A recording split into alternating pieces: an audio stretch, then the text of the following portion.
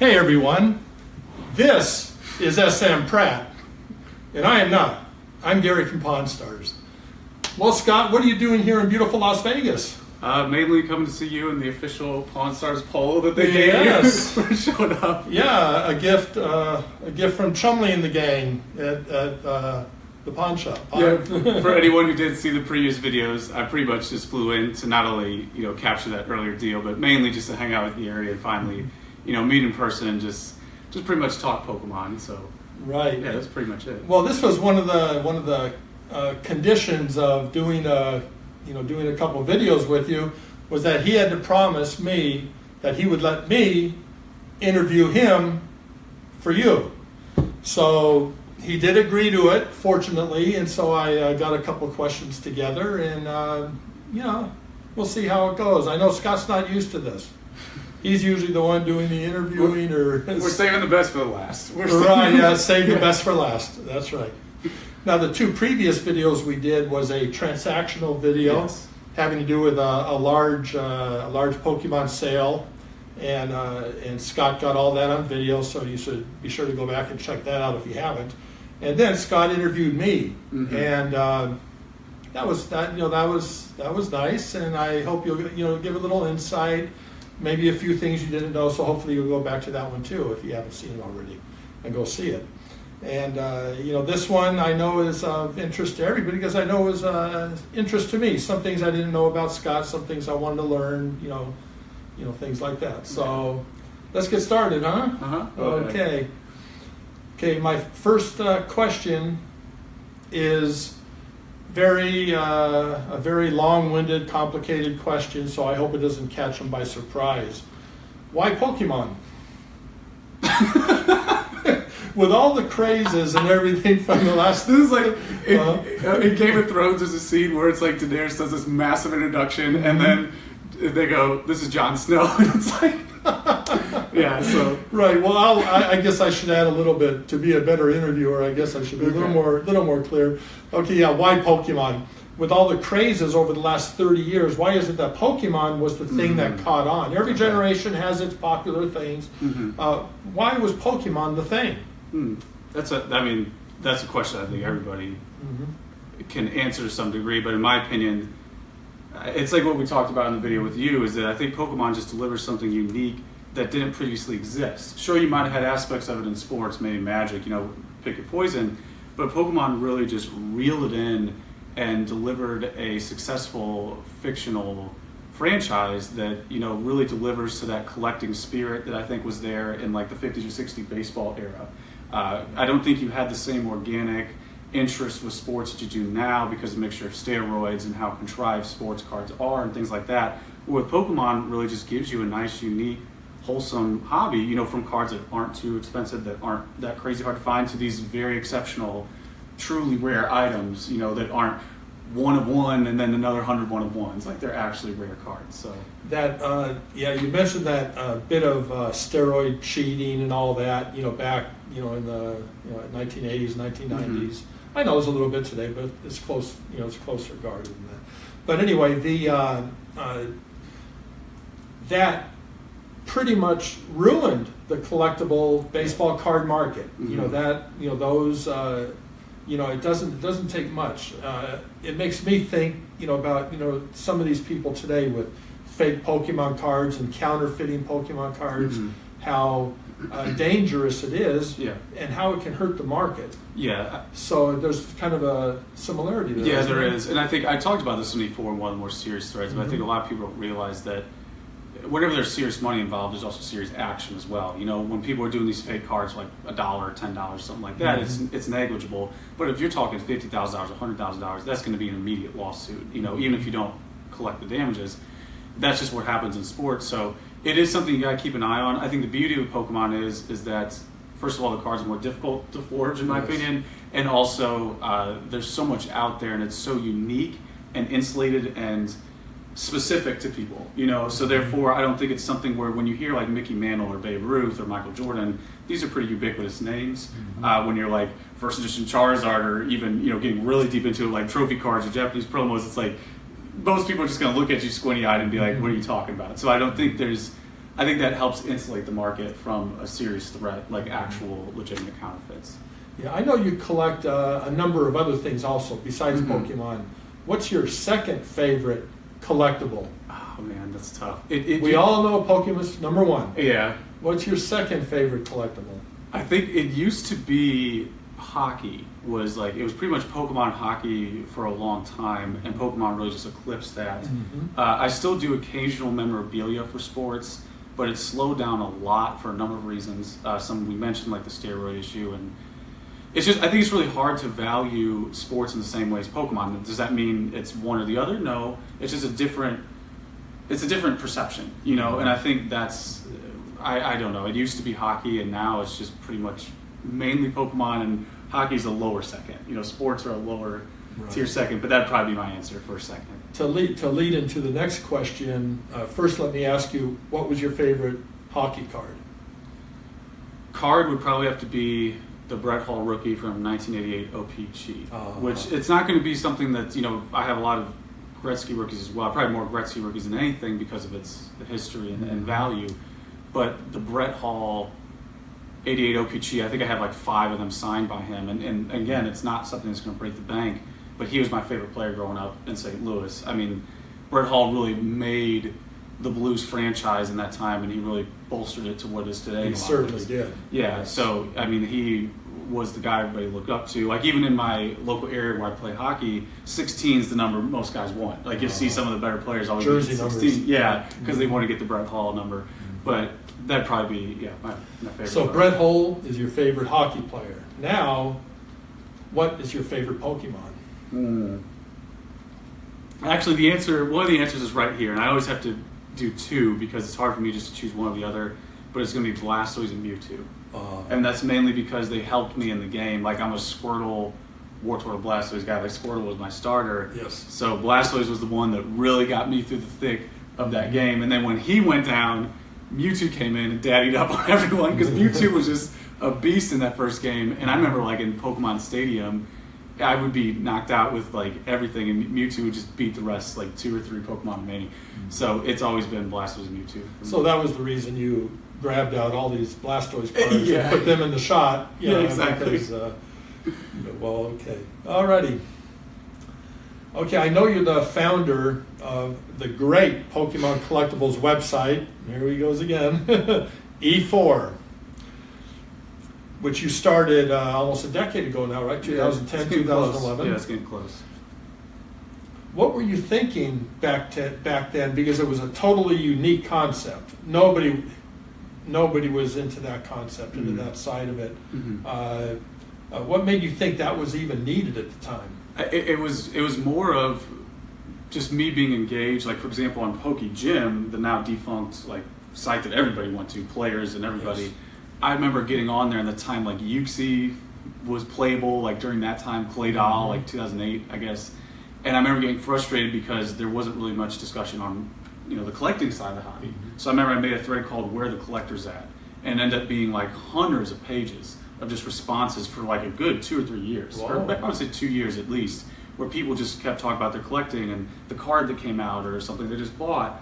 And then I remember me and Dan would kick around this idea of like, maybe we should start up a site. And then it started out as GPCCC, and then I really just went full throttle and, said we're going to do E4 to not only make a better name, because GPCC was mouthful, but also just to deliver for those people who want to talk about the collecting side of the hobby. And I think it really has expanded that value that was not only there for people who understood it, but those latent collectors who grew up with it. It really brought that out in them. They're like, oh wow, I didn't realize people were talking about cards in this way, or I didn't realize there were all these ancient Mew variants or all these Blastoise variants. So it really helped evolve the hobby in a natural way. And it just started from just, again, being genuinely interested and being engaged and being a little bit frustrated that there wasn't anything out there. So I was like, all right, we're going to start the site. And keep in mind, it was very small. It was just like me, you, Dan, like maybe Marie, and like a couple other people, that just very few people in the beginning, and it just started to organically grow from there.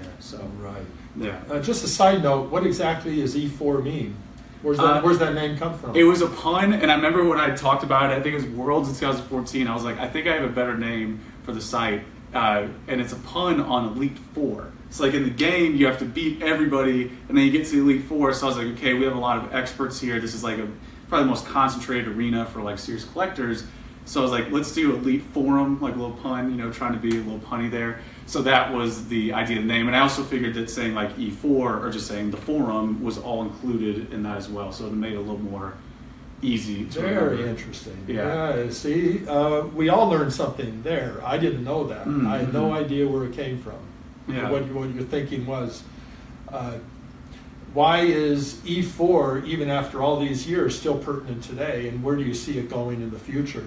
I mean, I think the thing with E4 is quality over quantity. I mean, we get we get every month about 500,000 hits, and that could be 1,000 of me just refreshing my phone. No.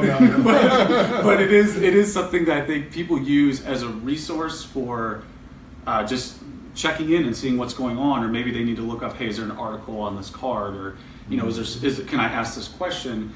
And I think it really delivers a need that is becoming more pronounced as a hobby moves forward. Because when you have more people that are entering, these people are going to naturally be new collectors like we all were, and they need something to look at and say, okay, here's these guys who've been here over 10 years, and this is just a combination of all of them together, and you get your answer in real time. Like I remember that staff Charizard fake that popped up. I think within an hour, you had 10 responses that were like, yeah, it's obviously fake because of X, Y, Z.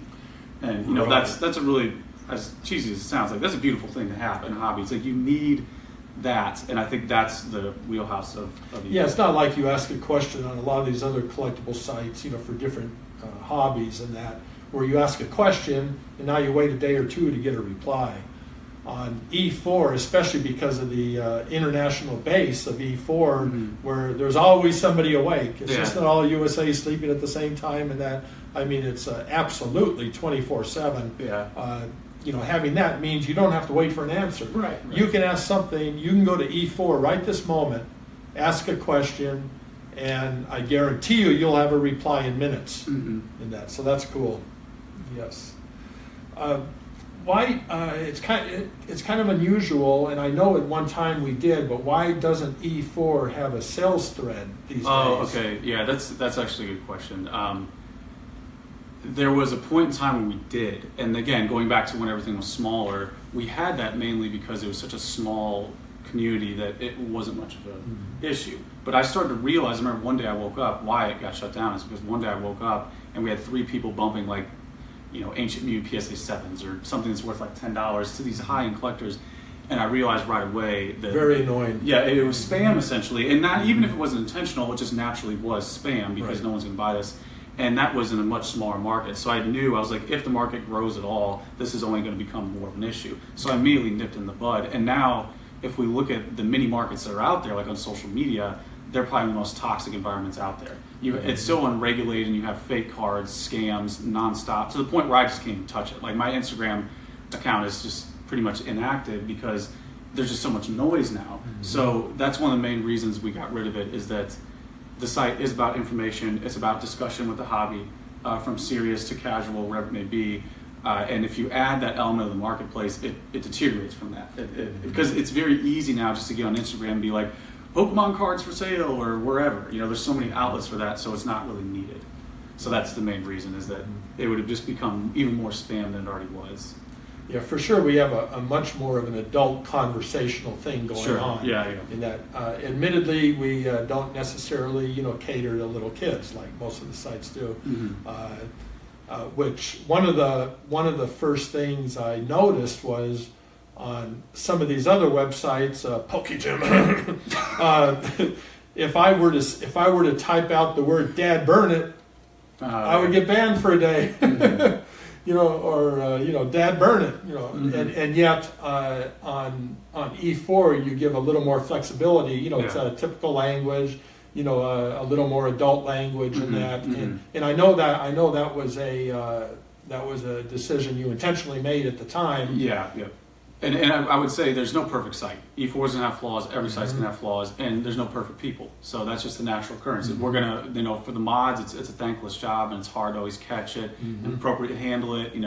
There's no winning when you're a mod. So, yeah, I think the thing we realize is try to have a light touch, and it's never going to be a perfect scenario, but that has paid dividends over the long haul, just to treat people as adults, and Yeah. it ends up being better. I'd like to add that, this is something we never did discuss, is the mods on E4. I mean, these are all long-term, educated, intelligent members. And it's not like, it's almost like every single mod we have has been there for years and years. Yeah, they've been there a long time. And these are all very good people who tried to do a good job. Mm-hmm. And 99% of the time they do a good job. And we're proud of them. I know Scott, must be very happy with his selections on those mods. So just a shout out to the mods on E4. Yeah, I think we thoroughly covered every corner of it. Right. When did your interest in Pokemon? Because we know that you played. Mm-hmm. You played as a kid, and you had those interests. You Mm-hmm. had your little binder. All this stuff. When did that interest actually transition from casual to serious?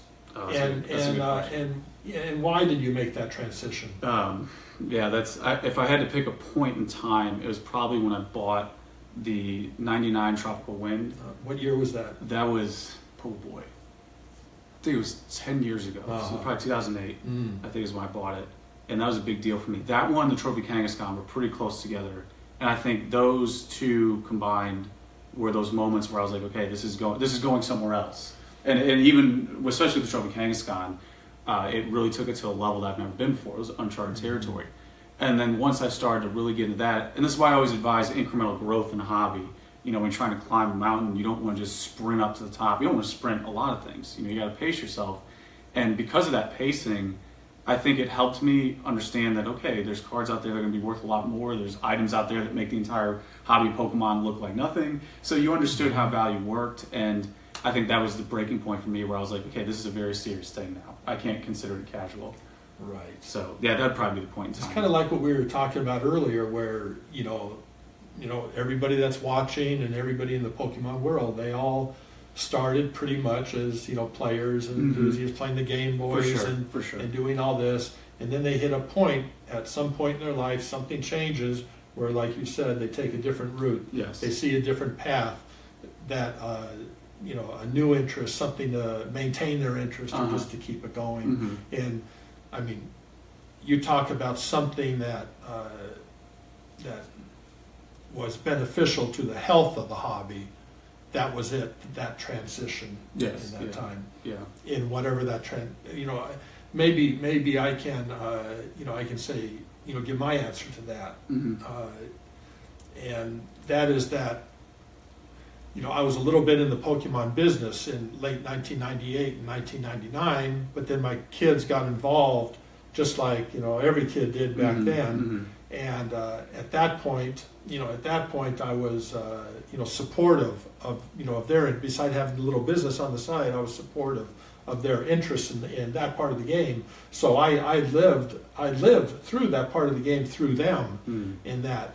And then when they lost interest, just to return later, but when they lost interest, I kept up the interest, and that was kind of my transitional period, where instead of seeing it through their eyes, I started seeing the possibilities and the fun of the collectible side of the hobby. Yeah. Okay, have you thought about having, this is something that we discussed together, but what are your thoughts on developing some type of an E4 meetup, for all members and people, and we could even make it some type of a collectible show E4 meetup, that would include other people, new to E4 and that, but for all of us to get together, what are your feelings about what that, and what kind of venue would you think would be good for that? So we've talked about this a couple of times, because I think this idea is becoming more of a reality. With the increase in consumer income and everybody growing up, they're like, hey, we can afford to do a trip. And, Worlds has pretty much been that for collectors for a long time. We just meet up at Worlds and hang out and talk about the cards. But yeah, if we did an E4 meetup or just a general collectors convention or even unofficial meetup, I honestly think Vegas would be a great venue for it, because you have a massive convention center. When I mean massive, it's like a friggin' airplane hangar. Like, you could just fly a 757 in there comfortably. So it's not only from that perspective, but there's also so much to do. And I've been pleasantly surprised at Vegas. I'm naturally someone who's a little more reserved and when I came here, I was like, okay, it's going to be a bunch of like, I don't even know, gambling nonstop, but it's been very pleasant. It's nice and clean and a lot of space. And most importantly, the hotels are much more affordable. You know, for anyone who goes to Worlds and they're used to paying upwards of $300, even $400 a night, you know, some of the best hotels here, like I just booked one, was $125. And that's one of the best ones. Yeah, There's exactly. other hotels that you can get in for much less. Yeah, so I mean, Plus, if you give me advance notice, we'll throw some bunks down here. Yeah, we'll a little sleepover. Yeah, we'll have a big old sleepover. But yeah, it is a good venue, and I think even proximity wise, it'd be something I think a lot of people could do. So it's something we've kicked around. Because there's so much more to do than that. Yeah, there's actually a couple of things I probably can't say yet because it's still in the works. But once we get to that point, I think there's people I've talked to where we've really seriously tried to figure out a way to iron this out. So it's something I think we will see eventually. Yeah. Well, there's no question that we would all be interested in that, and I know putting in that effort, you'll have my full support, and I think all of our full support, you know, to make something like that work. Because that's a super special thing. It is. We look so forward to that. And I think like the thing people realize about collecting is the relationships are of value in collecting as well. You know, even come over here like there's like a casualness to it. There's a mixture of like, you know, there's money or serious money, but there's also Adidas shorts casualness to it. You know, and I think that's and pawn shop shirts. Yeah, exactly. It's like there's a nice blend of collecting, and you really get that impression when you do actually meet up in person, just hang out and, you know, talk about the hobby. And it is a very unique thing that I think is important to being a serious collector. Yeah, and it's a very comfortable thing. Scott and I were talking about this earlier too, where you know, we've had a lot of communication privately and publicly and through the sites and that on the telephone, and but never actually met face to face. And it's the strangest thing. You know, I had a little trepidation, little nervousness. I think he said he had a little bit of nervousness, but it's the strangest thing. We really all know each other very, very well. And I mean, Scott could have walked in this door. He could have come and say, Scott, you know, what's going on? Just like I see him every day. It was that comfortable. Yeah. And so there was nothing to put behind you, and we could jump right into all the fun stuff we wanted to talk about. There was no getting to know you time and things like that. And that's why I really believe that meetup would be awesome. It would. Because we're all already, you know, friends and fellow collectors. There's so much in common, and a meetup would just be absolutely great and comfortable for all of us. Yeah, it would be. Okay, let's turn it to PSA a little bit. Okay. We know about your, you know, about your participation, you know, with PSA. How did you get involved, or who contacted who as far as being a participant in the PSA, the important PSA Pokemon stories, and you know, how did that all start? So the SMR is what you're referring to, like the Sports Market Report magazine. Yeah. Just to I mean, most people are aware of it who have a PSA, but just to clarify, like the SMR is the Sports Market Report magazine that comes out with monthly for every PSA. And it's been around since 1994. This was 25 years of Sports Market Report. Yeah, Gary was telling me the first issues were in black and white for like 5 years. Until 1999, they were black and white. So so this is a big deal. This is a big collectible magazine. And I think for the Pokemon guys, it was one of those things like in the Christmas Story when he tosses the socks over his shoulder on Christmas morning. It's like that's what people did with the SMR. They just tossed it because like, there's no Pokemon content. Right. And it's one of those things that we always push. I'm like, let's try to figure out a way to make Pokemon a reality. But as most people know, sports just scoffed. I remember being on sports forums and mentioning, hey, this Illustrator sold for more than other modern sports cards, and they're like, okay, whatever. They just didn't take it seriously. So it was a lot of legwork. The stars aligned because PSA would occasionally call me for a price check or for some information. You know, just out of the blue, they would call me for that type of thing, and it was just a conversation that happened, and one thing led to another. I talked to the writer, and I talked to Joe Orlando, and so on and so forth, and it really just snowballed, and now we can see the dividends that it's paid. I think it's brought in a lot of serious collectors from sports, because for Pokemon guys, when they toss that magazine over the shoulder, they don't realize that a lot of the older guys like print.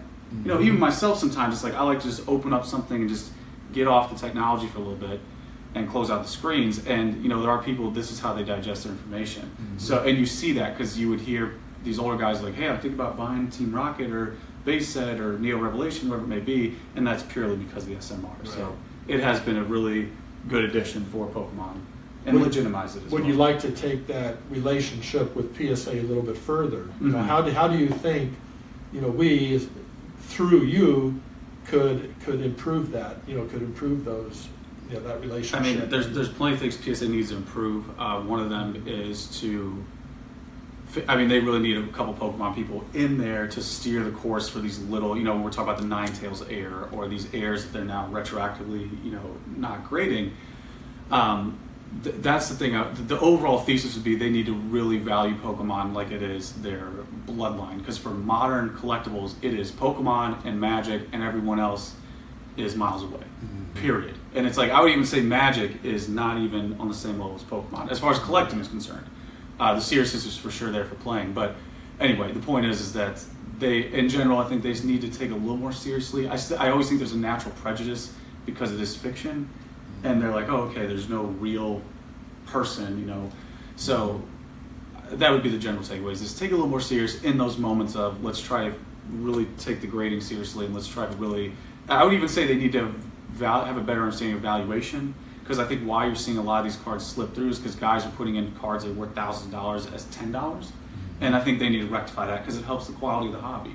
So yeah, there's a lot. That could be its own video in itself, pretty much. Yeah, well, you kind of answered my next question, because for all those early years, E. Birdman and I were the only ones grading Pokemon cards. Right. Pretty much 15 years ago, you go to eBay and you type in PSA Pokemon, and 12 to 15 items would pop up, and they were all at E. Birdman's and mine. Yeah.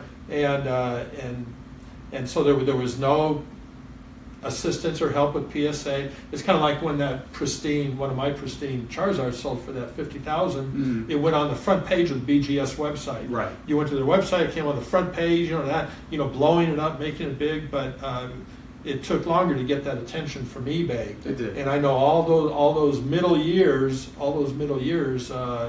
we tried to do our part, and others tried to help us, and yet they never really did take it, seriously. Yeah. And they started taking it very seriously because now it's a huge moneymaker for them. Yeah. And as Scott was saying, we need them to take it even more seriously and take that next step, because this isn't ending today. It's not ending next year, and it's not ending 10 years from now. A good thing, a specific thing I just thought of while we were talking is grading packs. Like we talked about this a little bit, like the pack grading in PSA is geared around the old wax packs for sports. And it's like, I know that there's probably within patents and creating and R&D or whatever it takes cost-wise might be an initial risk, but I think there's a big opportunity to have a nice pack grading option, because we really don't have a good option to store packs. And there's a lot of collectors out there who collect sealed product, and that would really be a nice addition that PSA could, I mean, they could really just rake that in. Whoever gets that pack protection down pat, that's really going to, I just think start up a whole nother, opportunity there. So Right. I didn't know what the final result would be, but I was the very first one to convince them to start grading packs, Right. Pokemon packs, foil packs. And I didn't know how they were going to do it or what they were going to do, but I was so excited about it when they finally came around and said, okay, we'll start grading your Pokemon packs. So I sent in 40 or 50 Pokemon packs. So excited. I was going to be the first one to have a graded Pokemon pack. I was going to put them on eBay so everybody could see them, and so excited about it. And then when they came back with folded over edges and misfitting by sticking them inside of, like Scott said, those wax pack holders, I was so disappointed. Yeah. My heart fell. I felt sick. I thought, oh my God, these just look absolutely horrible. Yeah. Plus, they weren't protective at all. I mean, it was just a horrible experience. And having been the one to get them to do it and to get them to designate it, and then such high hopes. Yeah. And I think, I can't remember the year, but this has to be 4 or 5 years ago, maybe, or something. I can't remember the year. But I know how disappointed I was. Yeah. And from that 50 card, from being the original one and that 50 card submission, I never graded another pack. Yeah. And Scott saw some, but I have a ton of packs just waiting for the day if they ever come out with a proper fitting, pack for foil style packs. And it's not just Pokemon. There's a lot of different games that have foil style packs. The ones that hang on the hooks at Walmart in that. Finding a way to do it. And like Scott said also, it does take some effort on their part. But they don't realize the flood of backups that would come in once that was completed. Yes. And I know I might be able to support their initial costs just based on what I want to send in. Right. Because I love sealed product too, and would love to get a great presentation with with the grading and. But I won't send 4 or 5 years. I haven't sent in one more pack. Just waiting for the day. Yeah, and we talked about this earlier. How we have, like for myself, I have numerous first edition base packs in particular. They're just absolutely flawless. I mean, they're just beautiful. And it's like I look at them, and I don't even care if there's a hollow in there. It's like these packs are just so nice. Like they have no wrinkles. They look like they were never touched. Right. And it's like there is a void for that. It's a beautiful thing. Yeah, there's a void for that. It's like because there is a value. Like condition does add to its aesthetic value or its beauty. Yes, it does. So, when I saw those packs, I was like, there's just a void where you need something to be able to grade this and to say this is gem mint or whatever. So yeah, hopefully you did the first step of getting it in the door. Maybe like we were talking in your video, that's the first step, and maybe something can branch from that. Unfortunately, once again, our boys and girls at PSA are just a little step behind. Come on, guys, step up. Step up. There's a big market. I know Scott's never led you astray before. I've certainly never led you astray before. Get on this one. It'll be good for all of us. Good for the hobby. What do you think about Scott? What do you think about Pokemon moving forward from here? In general? Yes, in general. I think that it's in a very good place, and I don't see it taking it outside of some type of general market downturn. When we're talking like housing crisis or some type of recession. Outside of that, I don't really see a sign that is pointing in the wrong direction. Like I mentioned in the video with Gary when I interviewed him, my only worry are the abundance of people who just say invest, invest, invest when they really mean they just want to flip a card in a couple months or even under a year. That type of thing does worry me a little bit, but the thing I always latch onto with Pokemon is there's such an organic core that I don't really worry about that much. It's more of a frustration or an irritation than like, okay, this is a systemic problem. So that's really my general impression right now is I'm happy with the hobby. I'm happy to see so many people who enjoy it. I'm happy to when I go to the store and I'll look every time. I'll walk by the trading card aisle every time. And I'm always happy to see majority of it's Pokemon. I'm happy to see what the Pokemon Go events are and going on. What did you see a few years ago? We walked down that same aisle. 10 years ago is the opposite. It's like it was just Pokemon just had maybe a little tiny kiosk, and now it's like it has its own section and then some. Right. But yeah, I'm just happy to see all that. Even like the Pokemon Go players, like the old, like I see like in my area, there'll be people that are for sure were not kids during the original era, and they're heavy into Pokemon Go. Like they got the little bumper sticker and they're playing it. It's like there really is a lot. Back in 2007, this is probably a good thing to add, is back in 2007, 2008, it was very linear. Right. It was very linear, and you only had a certain amount of promos. If you go look at the promos released from like 2003 to 2008, there's more released this year than in those 5 years. Yes. So you didn't have Pokemon Go. You didn't have the new Switch game. You didn't have all these other peripheral things going on. And for sure, for the serious guys, sure, you can criticize and say, okay, Pokemon Go's casual or whatever, but that's a good thing. It's like that's a good thing. We play it every day. It really is still has a heartbeat, and it provides a new path or a new opportunity for the hobby. So I think because you have all this stuff going on, it really has diversified Pokemon in a good way. And I honestly can't be happier than I am about it. That's really where I am with it right now. So it's in a really good place. It's really the dream achieved that everybody wanted back in like 2007. I think that's really what it is. Well, this has been fun, Scott. I reached the end of my questions. Is there anything that's offhand you'd like to mention to everybody? That's pretty much it. The only other thing is Gary always wants me to plug Patreon. So that's right. No, wait a second. Yes, he's been talking about this the whole time in this trip. He's like, Scott, you didn't mention Patreon more in your videos. Every single time we talk about videos. Well, this is a bit of a selfish thing though, because I didn't know what Patreon was. in that, and he would mention it, and I would always think, what is he saying? What is he doing?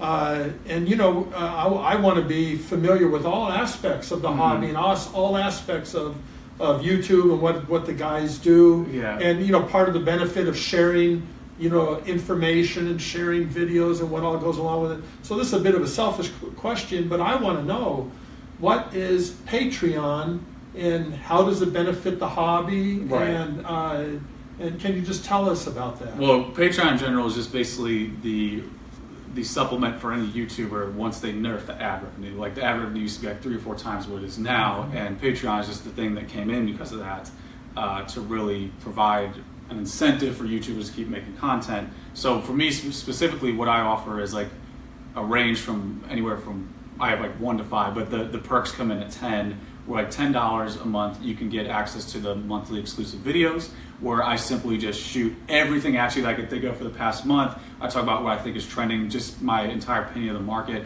I talk about my sales, the things I'm buying. I try to be as transparent as possible. Some big deals are going on behind the scenes. I really try to throw that all in there. That could affect the market. Exactly. Just try to give you everything I have and be as direct as I can. And they usually last about anywhere from 15 to 30 minutes. I would say 20, 30 minutes on average. And that's probably the biggest perk that a lot of people like, are those and videos. that's all the levels from 2 to 5.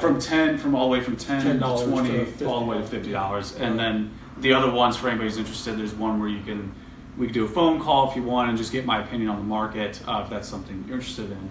But anything from 10 up has those videos, and that's really the main, I think the main thing is those exclusive content. And if you come in now, you get like buy 1, get 6 free type thing. It's like, you come in now, you can watch all the old ones. So yeah, that's pretty much the overview of Patreon. It's just a way to supplement the channel. And for, I gotta say every time, thanks for the people who do support me, because it really is the fuel for the fire. Without that, this really wouldn't be worth the time for me, because it does take a lot. Even though I don't edit, it does take time to come up with an idea, sit down, place the cards out. So ultimately, it is really the. Well, I can imagine just the preparation you put into all this. Right. I mean, you flew all the way out here. Exactly. And of course, we're having a blast. We're going to have a good time. We're going to hit the town a number of times. And that, but it basically was to come out here to be together and discuss strategies and the future of the hobby and important things and some personal things, interviews in that transaction. But Scott flew all the way out here basically for that, not knowing or expecting anything else.